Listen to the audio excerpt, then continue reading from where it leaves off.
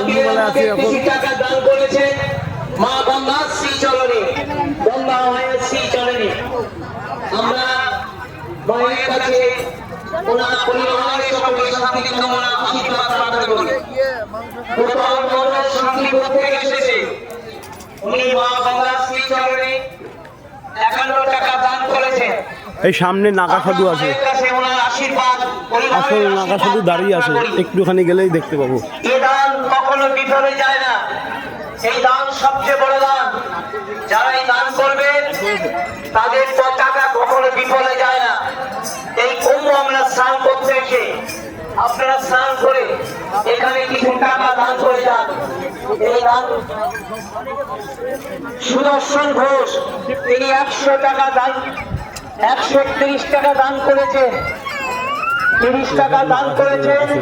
আমরা মায়ের কাছে ওনার আশীর্বাদ এবং পরিবারের সকল আশীর্বাদ প্রার্থনা করি। আর আপনার নাম?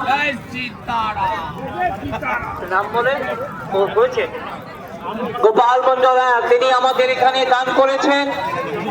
আমরা মা গঙ্গার কাছে কুম্ভমেলার দর্শন হয়ে গেল ওনার জন্য